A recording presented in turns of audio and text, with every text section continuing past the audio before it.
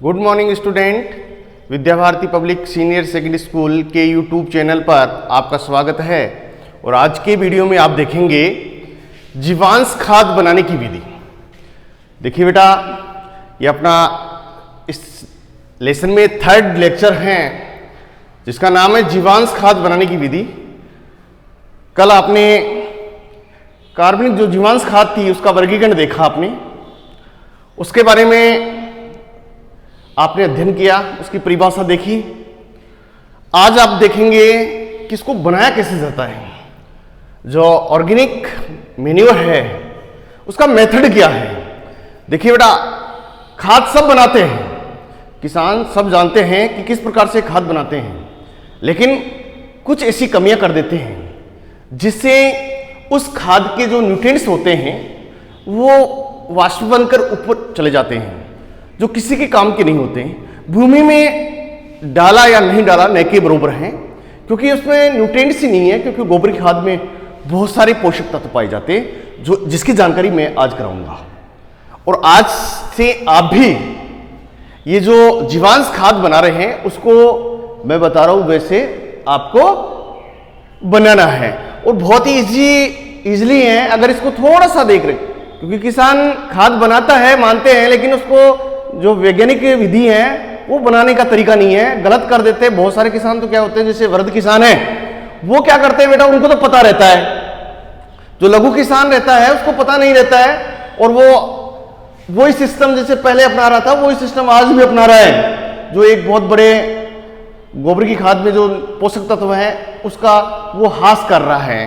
तो देखिए यहां पर गोबर की खाद, यहां पर सबसे पहले गोबर की खाद देखेंगे कि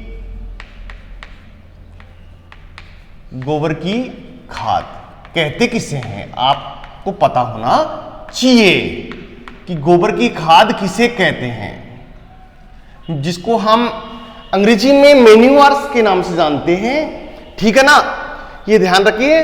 और उर्वरक को हम किससे जानते हैं, किससे जानते हैं, किससे जानते हैं, पता है आपको? रासायनिक उर्वरक है दो, अंग्रेजी में क्या कहेंगे, बताया था आपको, क्या? फर्टिलाइजर। ठीक है, और इसको मैन्योर कहते हैं। ठीक है, देखिए गोबर की खाद से तात्पर्य, मैं यहां परिभाषा लिख रहा हूं, गोबर की खाद से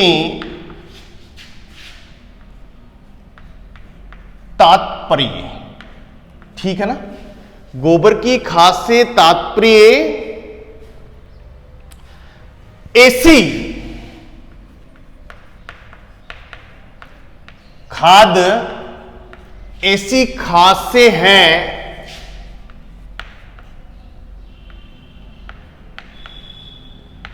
जिसमें घरेलू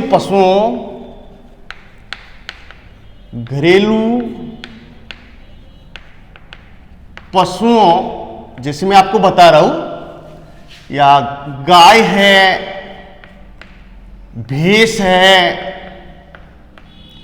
भेड़ है, बकरी है, ऊंट है।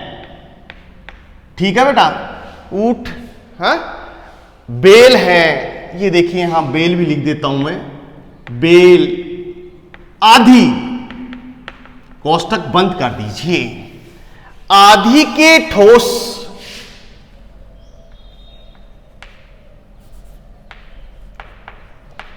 आदि के ठोस, आदि के ठोस तथा द्रव, द्रव में क्या, यहां पर देखना, ठोस तो क्या हो गया, यहां पर मल, और द्रव क्या हो गया, मूत्र हो गया। द्रव, मल, मूत्र, मल, मूत्र से शनि, बिछावन। अब बिछावन में क्या क्या लेना है देखना आपको, बिछावन, जैसे पुआल है, कोष्ठक में लिख दीजिए पुआल, भूसा, कोमा, इसके बाद में चारा, चारा, पेड़ पौधों की पत्तियां, पत्तियां, देखिए पुआल है, भूसा, चारा, पेड़ पौधों की पत्तियां, रेत आदि। क्योंकि मिट्टी भी पशु के नीचे हमारे ग्रामीण क्षेत्रों में बिछाया जाता है एक बिछावन के रूप में, जिससे वो मिट्टी क्या होती है, मलमूत्र को सोख लेती है बेटा। बहुत सारे किसान क्या करते हैं, उसको फेंक देते हैं, बाहर लाकर डाल देते हैं और उसके स्थान पर नई मिट्टी डाल लेते हैं। तो ऐसा नहीं करना है, उसको सीधे खेत में डालना है, क्योंकि बहुत ही ज्यादा पोषक तत्व पाए जाते हैं उसके अंदर। तो देखना है यहां पर, यहां पत्तियां, रेत आदि को गड्ढों में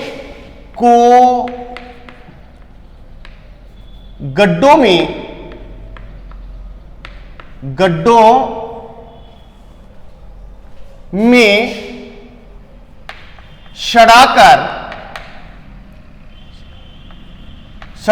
तैयार किया जाता है। गड्ढों में सड़ाकर तैयार किया जाता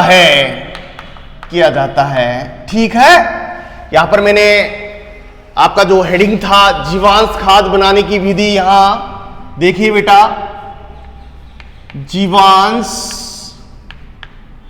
खाद बनाने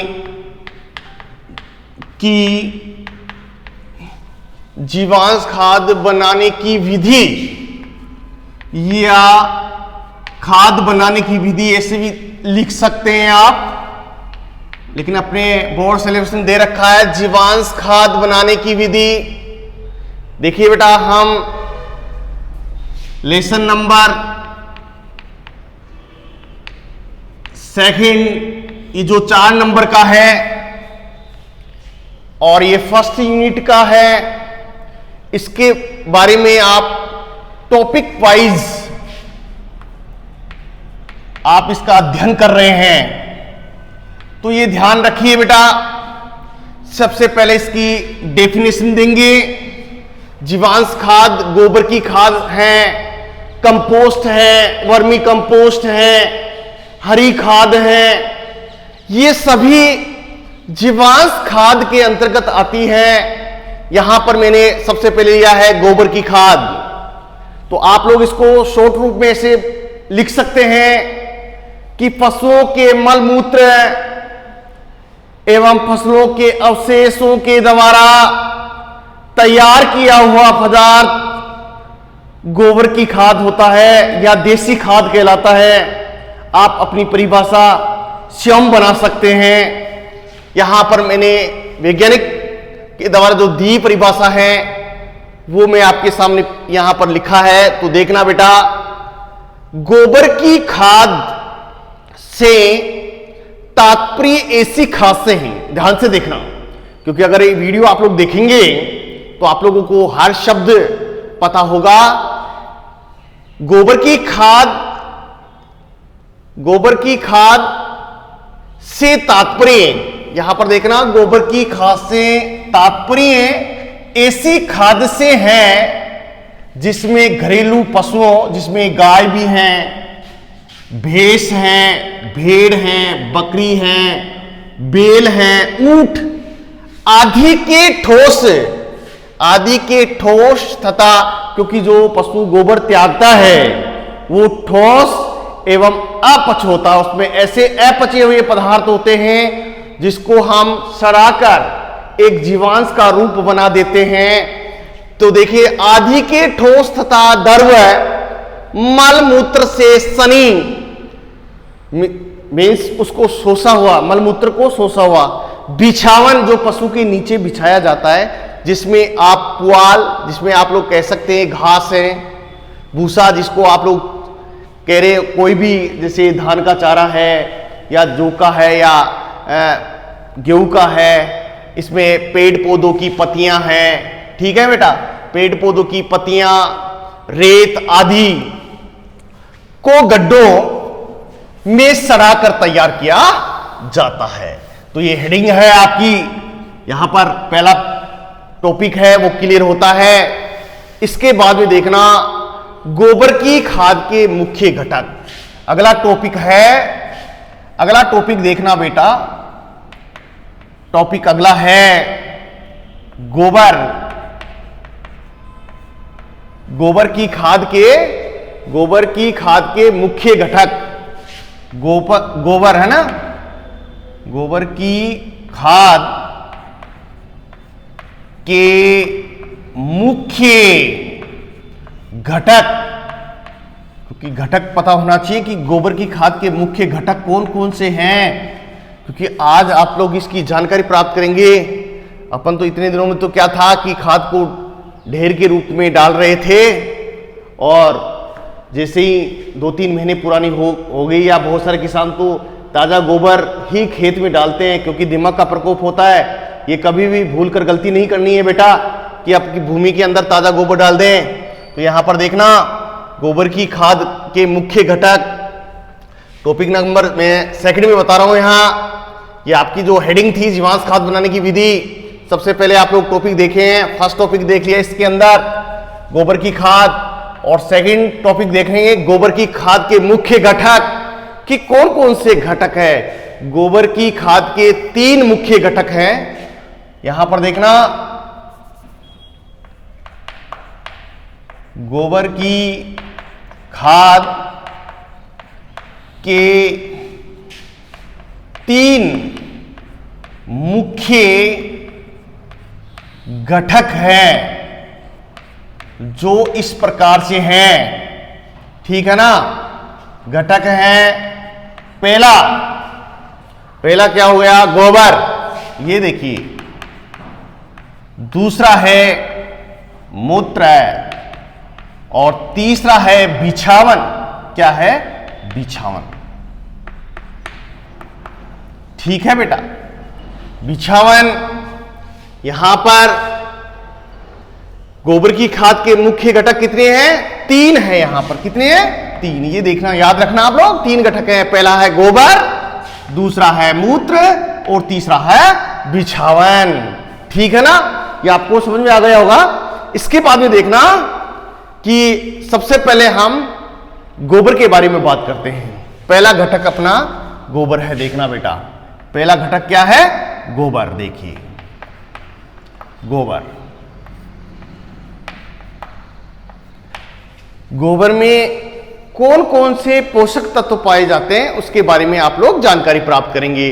तो देखना बेटा, यहां पर गोबर में देखना नाइट्रोजन कितनी पाई जाती है, ठीक है। नाइट्रोजन कितनी होती है, 0.3 से 0.7%, यहां पॉइंट है बीच के अंदर, देखना, ठीक है।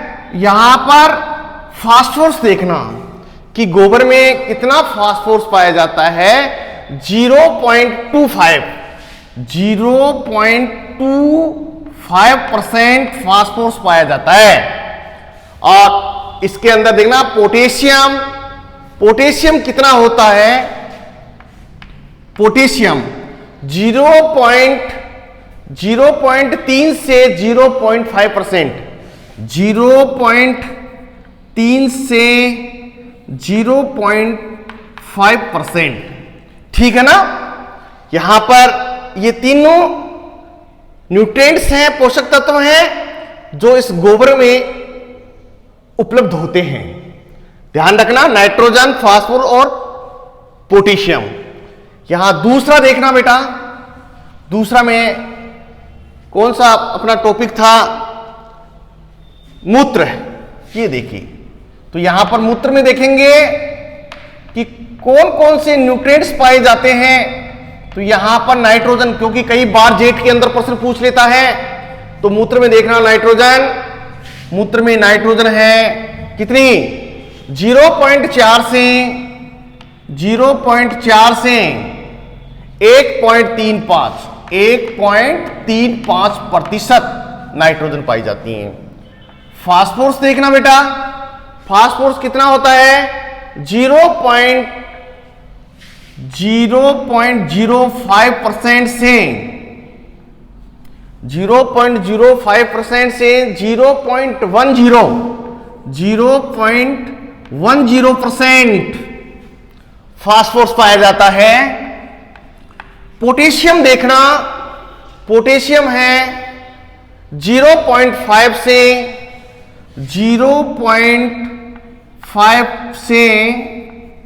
0.2%, ठीक है। यहां तक भी होता है, आप लोग देख सकते हैं। यहां आपके बोर्ड सिलेबस में दे रखा है 0.5 से 0.2, या आप लोग 0.2 से 0.5% भी लिख सकते हैं, ठीक है। यहां पर देखना बिछावन, इसके बाद में तीसरा हमारा हेडिंग था बिछावन। क्या है? बिछावन। ये देखिए बिछावन,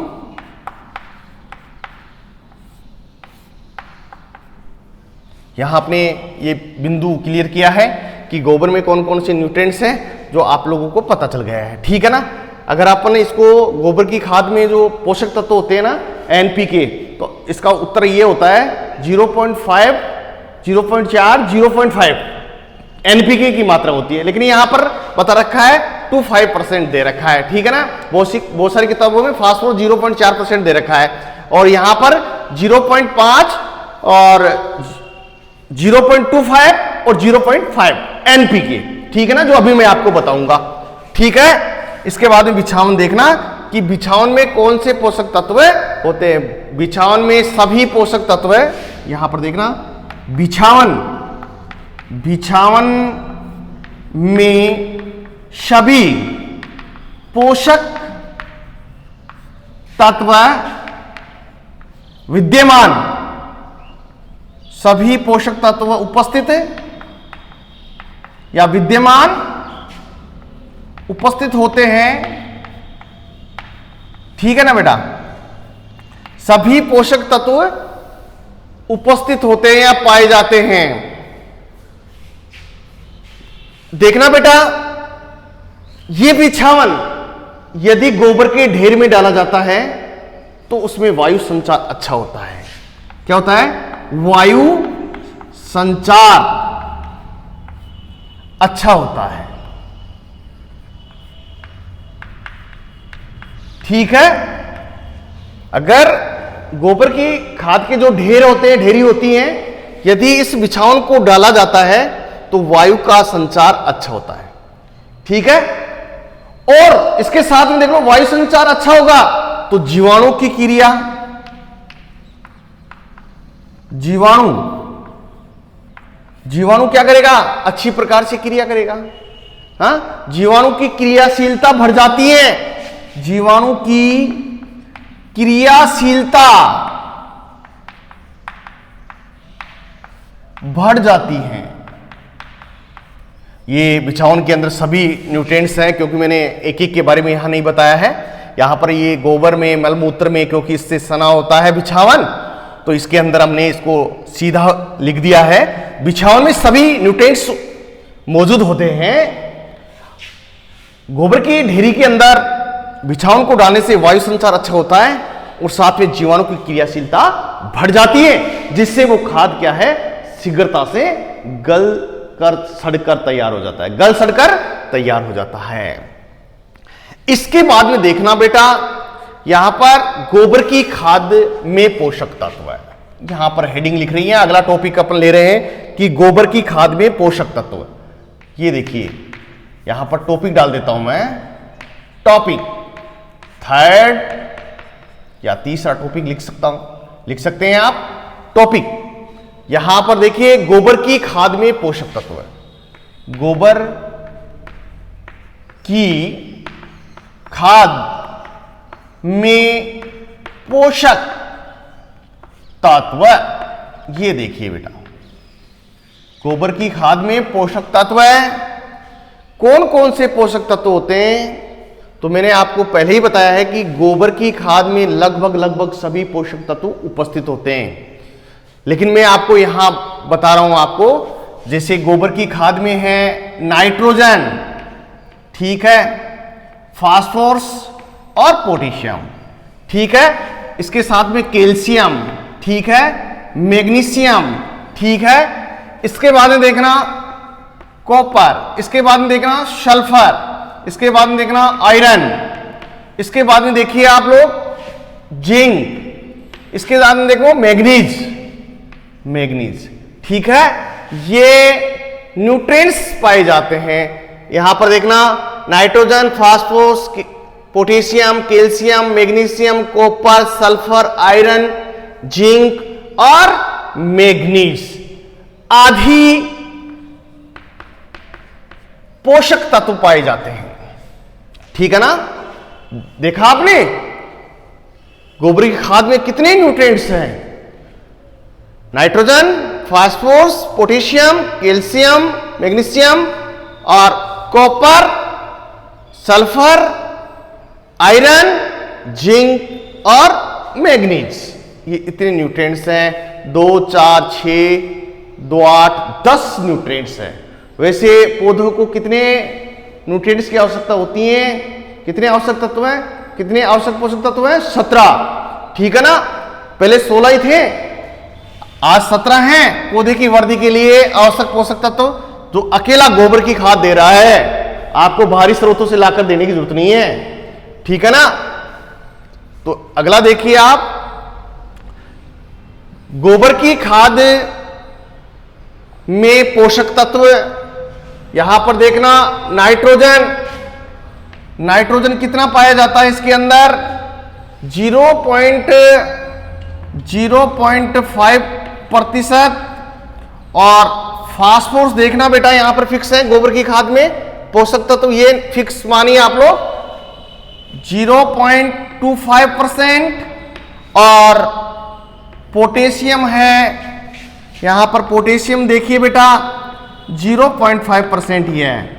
याद होने का सबसे बढ़िया तरीका है 0.5%, 0.25% और 0.5%, नाइट्रोजन, फास्फोरस और पोटेशियम। ठीक है, इसके बाद में देखिए आप गोबर की खाद बनाने की विधियां। गोबर की खाद यहां पर देखिए, अगला टॉपिक अपना, टॉपिक नंबर अगला है अपना 4। ये देखिए बेटा,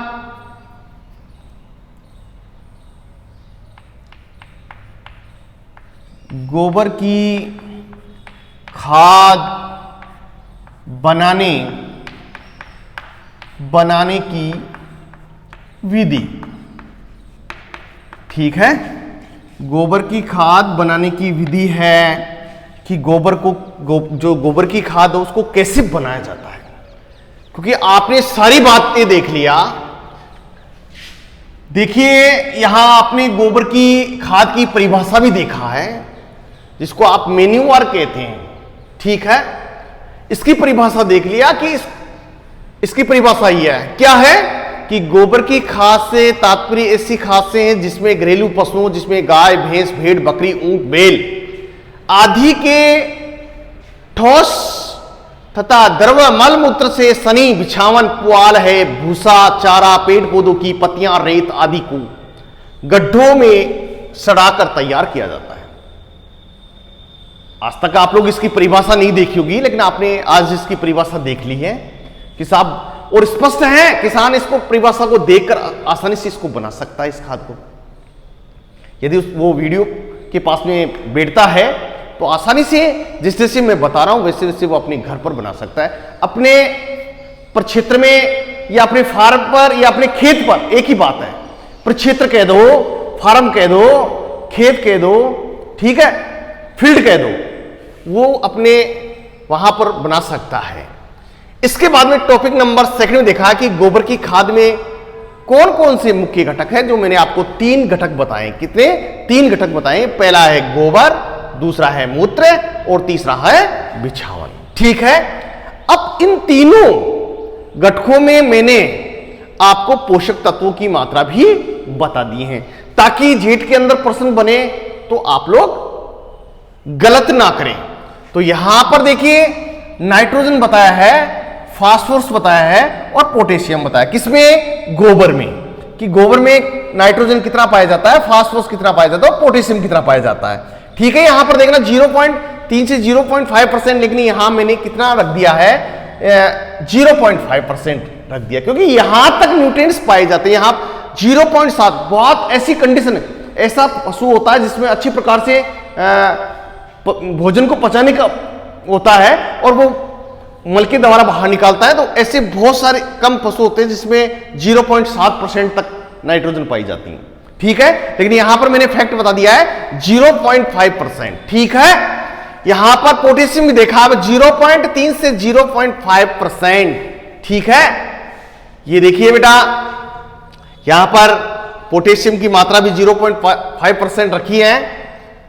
इसके बाद देखना मूत्र में है, मूत्र में ये कोई जरूरी नहीं है कि भैंस के गोबर में ही है, हो सकता है भेड़ में, बकरी में 0.7% तक पाया जाता है, लेकिन मैंने यहां पर औसत रूप में मात्रा बताई है आपको।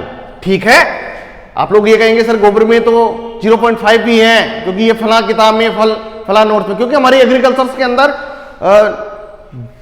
बहुत सारे ऐसे लेखक हैं जिन्होंने अपने अपने अलग अलग कमेंट्स दिए हैं। तो ये ध्यान रखिए, अपन जो यहां पढ़ रहे हैं वो फैक्ट ही पढ़ रहे हैं, ताकि आपके गलत नहीं हो प्रश्न, क्योंकि जेट के अंदर जो अपन यहां बता रहे हैं वही उत्तर वहां आएगा, नो चेंज, कोई किसी प्रकार का चेंज नहीं आएगा उसमें। ठीक है, और आप लोग देखना, आप लोग अगर जेट के एग्जाम में जो बच्चे देख रहे हैं इसको, जो अपन बता रहे हैं वही उत्तर वहां मिलेंगे। ठीक है ना, जो यहां पर आपको बताया, जैसे नाइट्रोजन की मात्रा यहां बता दी, तो इसको वहां पर कमती बत्ती नहीं होगा, वो जो फैक्ट है वही आएगा। कौन सा, यहां यही आएगा, नाइट्रोजन 0.5% और फास्फोरस 0.25 और पोटेशियम 0.5%। बहुत सारे बुक में देखो 0.4% दे रखा है। ठीक है, लेकिन वो फैक्ट नहीं है, यहां पर 0.25% ही है फास्फोरस। ठीक है, इसके बाद में देखिए मूत्र में भी आपको मैंने नाइट्रोजन, फास्फोरस और पोटेशियम की मात्रा बता दी है। इसके बाद में तीसरा घटक था बिछावन। बिछावन में सभी न्यूट्रिएंट्स उपस्थित होते हैं। गोबर की ढेरी में बिछावन डालने से वायु संचार अच्छा हो जाता है। इसको पूरा नहीं लिखा है, इसको अच्छी प्रकार से देख लेना। गोबर की ढेरी में यदि बिछावन को डालते हैं तो उस ढेरी में वायु संचार अच्छा हो जाता है, और वायु संचार अच्छा होता है तो जीवाणु की क्रियाशीलता अपने आप ही बढ़ जाती है, जो कुछ ही समय में वो खाद सड़ गल कर तैयार हो जाती है, वो होता है देसी खाद। ठीक है, इसके बाद में देखना, यहां पर गोबर की खाद में मैंने संपूर्ण न्यूट्रिएंट्स बताए हैं, जिसमें नाइट्रोजन है, फास्फोरस है, पोटेशियम है, कैल्शियम है, मैग्नीशियम है, कॉपर है, सल्फर है, आयरन जिसको लोहा कहते हैं, जिंक और मैग्नीज आदि। और इसके अंदर जो गोबर की खाद में जो पोषक तत्व की मात्रा है, जो मैंने आपको बता दिया है फैक्ट कि गोबर की खाद में पोषक तत्व है। ये भी क्या है, गोबर की खाद में पोषक तत्व, जो मैंने यहां पर आपको फैक्ट बता दिया, नाइट्रोजन इतनी, फास्फोरस 25% और पोटेशियम इतनी। ठीक है, इसको अच्छी प्रकार से अपने मस्तिष्क में उतार लेना बेटा। ठीक है, अब देखिए आपको टॉपिक नंबर 4 में देखिए गोबर की खाद बनाने की विधि। गोबर की खाद बनाने की विधि, जो पहली विधि है, पहली विधि क्या है, क्या है, वर्तमान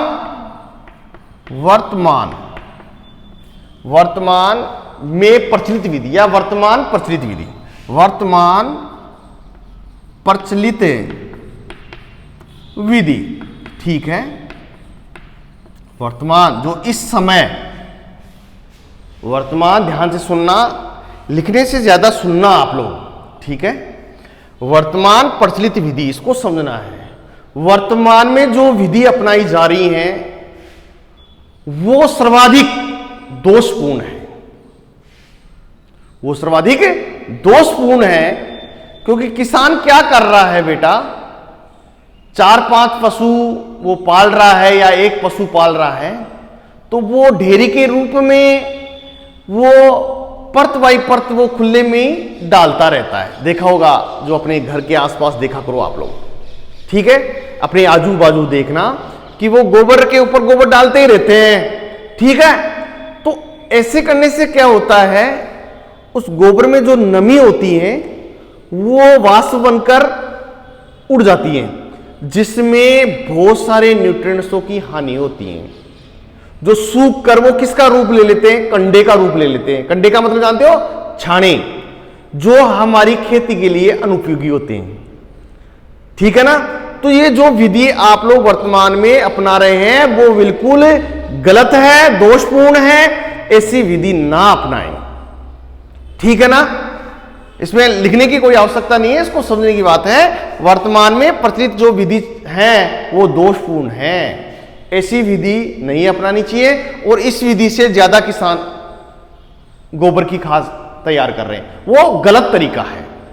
क्योंकि हमारे जितने भी न्यूट्रिएंट्स हैं वो क्या होते हैं, खुले धूप में रहते हैं, जो वो वाष्प बनकर उड़ जाते हैं, जो बिल्कुल वो खाद क्या हो जाता है, खोखा हो जाता है, जिसको आप छाने के बोलते हैं या कंडे बोलते हैं। ठीक है। इसके बाद में देखना दूसरी विधि है संशोधित गड्ढा विधि। दूसरी विधि क्या है, संशोधित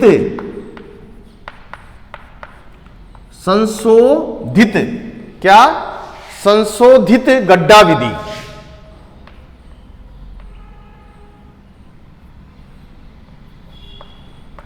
गड्ढा विधि, संशोधित गड्ढा विधि, ये लो साहब। ठीक है बेटा। इस विधि में क्या है, इसका परिवर्तित रूप है। इसको देखो कैसे किसान ने फिर इसको जैसे जैसे वैज्ञानिकों ने बताया तो इसको संशोधित किया गया। किस विधि को, वर्तमान में जो विधि थी उसको संशोधित किया गया है। कैसे, जैसे एक पशु के लिए मैं बता रहा हूं, इस विधि से खाद बनाने के लिए, इस विधि से खाद बनाने के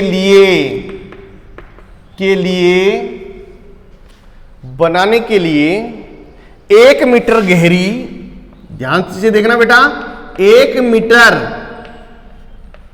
गहरी कोमा और 2 मीटर चौड़ी, 2 मीटर चौड़ी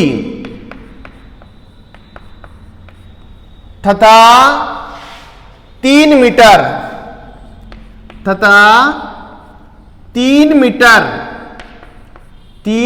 गहरी या गहराई आप लोग, तथा 3 मीटर लंबा तथा 3 मीटर लंबाई, है ना, लंबा। ठीक है। लंबा गड्ढा तैयार किया जाता है। ये लो बेटा, अच्छी प्रकार से देखना। संशोधित गड्ढा विधि में क्या किया है कि आप लोग वर्तमान में तो क्या कर रहे थे, उसको खुले में डाल रहे थे, डेयरी के रूप में डाल रहे थे। अब इसमें संशोधित क्या किया गया कि इस विधि से खाद बनाने के लिए क्या, 1 मीटर गहरी, 2 मीटर चौड़ी तथा 3 मीटर लंबा गड्ढा तैयार करते हैं। मतलब इस आकार का गड्ढा खोद कर तैयार कर लेते हैं। ठीक है। अब इसके अंदर क्या करते हैं, पहली परत किसकी डालते हैं हम, बिछावन, क्योंकि इसमें सभी पोषक तत्व हैं। ठीक है। उसके बाद में हम परत बाई परत गड्ढे को भूमि से थोड़ा ऊपर तक भर देते हैं। ठीक है। और समय समय पर उसकी पलटाई करते रहते हैं। और पलटाई करते समय क्या करना है, उसमें पानी का छिड़काव भी देते रहना चाहिए, ताकि उसमें बैक्टीरिया नमी पाकर अच्छी प्रकार से उसको सड़ा देवे। तो ऐसा खाद क्या होगा, बहुत अच्छा रहेगा। वो खाद जीवांश खाद कहलाता है। ठीक है ना बेटा। तो इसको कहते हैं संशोधित गड्ढा विधि। तीसरी विधि है ट्रेंच विधि। गोबर की खाद बनाने की तीसरी विधि है ट्रेंच विधि। ट्रेंच विधि। तीसरी विधि कौन सी है, ट्रेंच विधि है बेटा। ये देखिए, जिसको खाई विधि कहते हैं। इसमें क्या देखना, इस विधि से खाद बनाने के लिए 6 मीटर, इस विधि से यहां लिख सकते हैं, इस विधि से खाद बनाने के लिए 6 मीटर क्या, 6 मीटर लंबा या लंबाई, 6 मीटर लंबी या लंबाई, 6 मीटर लंबी और 1.5 मीटर चौड़ी, 1.5 मीटर चौड़ी और 1 मीटर गहरी और 1 मीटर गहरी खाई या नाली, इस ट्रेंच को आप लोग खाई कह सकते हैं, नाली कह सकते हैं, समझ जाना। जहां ट्रेंच आ गया तो मीन्स वो खाई खुदा रहा है, नहर टाइप में जिससे नाली बना ली जाती हैं। 1 मीटर गहरी खाई तैयार कर ली जाती है, खाई तैयार की जाती हैं। ये देख लीजिए आप लोग, यहां पर देखना इसको अच्छी प्रकार से एक बार, ठीक है, एक बार देख लेना बेटा। ट्रेंच विधि, गोबर की खाद बनाने की ट्रेंच विधि, ये सबसे बढ़िया है, ये भी बहुत बढ़िया है। 6 मीटर लंबी, 1.5 मीटर चौड़ी ये और 1 मीटर गहरी खाई तैयार की जाती हैं। अब इसके अंदर बेटा परत बाई परत भूमि से थोड़ा ऊपर तक भर दिया जाता है, ठीक है ना। ये लंबी खाई बना ली जाती है। इससे क्या होता है कि खाद अच्छी प्रकार से सड़कर तैयार हो जाता है। कैसे? इसको हम समय समय पर पलटाई करेंगे और समय समय पर पानी का छिड़काव देंगे तो बैक्टीरिया जो होंगे, जो जीवांश, क्योंकि मैंने बताया था ना जिसमें जीव का अंश हो, जो जीवों के द्वारा, जो सूक्ष्म जीव हैं उनके द्वारा सड़ाकर तैयार किया जाता है बेटा। तो ये ध्यान रखना, ये अगर ये विधि आप लोग, ये संशोधित खड्डा विधि है और ट्रेंच विधि है, आप लोग इसको अच्छी प्रकार से अपनाकर खाद बनाते हैं तो वो खाद बहुत ही अच्छा खाद बनता है। तो देखना बेटा, आज आपने ये मैन्योर्स बनाने की जो विधियां आपने देखी हैं उसको आप लोग अच्छी प्रकार से देखना, और मैं आशा करता हूं कि ये वीडियो आज का आपको बहुत अच्छा लगा होगा। इसके लिए ज्यादा से ज्यादा लाइक करना और वीडियो को ज्यादा से ज्यादा शेयर करें। यदि चैनल पर नए हैं तो चैनल को सब्सक्राइब करें। धन्यवाद।